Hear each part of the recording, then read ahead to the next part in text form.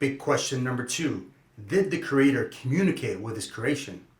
Personally, we find this question the easiest of all the big 3 questions because the answer is black and white. Either the Creator who created our universe and our earth and our natural laws and the systems that sustain our existence on earth, either He did this all and He communicated with us, or He did not. And this can go 2 different ways. Either we as human beings figured out a way to contact Him, or again, the Creator contacted us. Either way, it's A or B. There is no in between. It's black and white. That being said, the answer to big question number 2 is easy. 100%. The Creator created us, and yes, He did communicate with us and told us how He would like His creation to live. How do I know this? Well, it's simple, because of these guys. It is an undisputable historical fact that these men did walk this earth.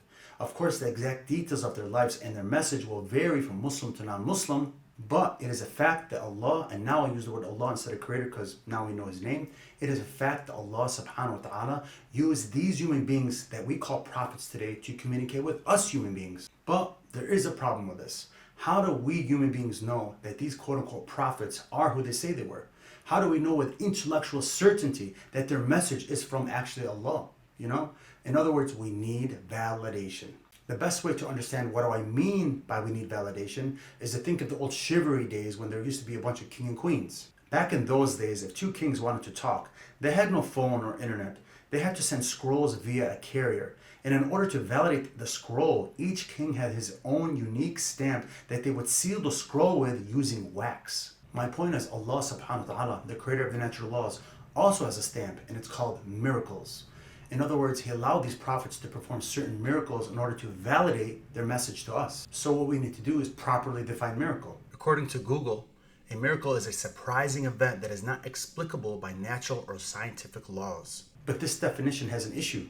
It's missing something. Again, where's the validation? Remember, prophets have to be validated before we take their message. So what we're really saying is that their miracle has to be validated. It's a little confusing, I know, so let me give you an example. What if I was in front of you right now, like physically in front of you with this lump of coal, and I tell you that I can change this lump of coal into real gold just by blowing on it, like my breath has a superpower. Watch, like this.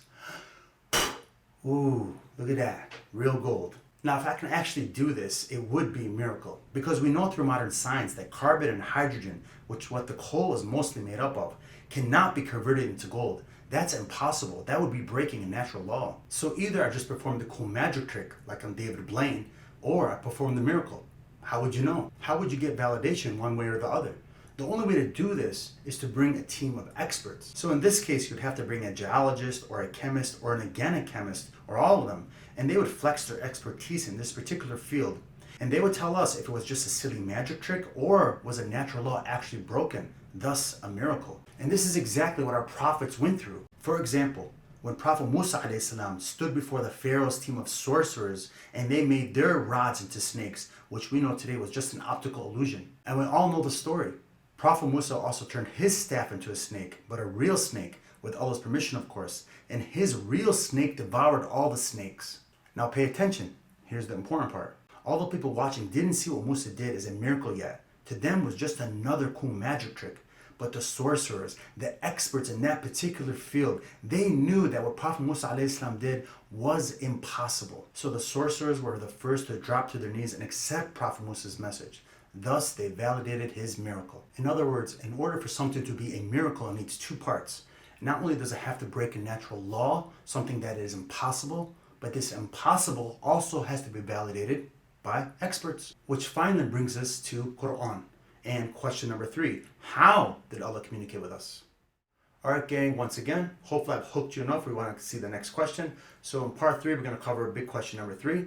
Click on the link above, or the description below. Alright, see you in part 3.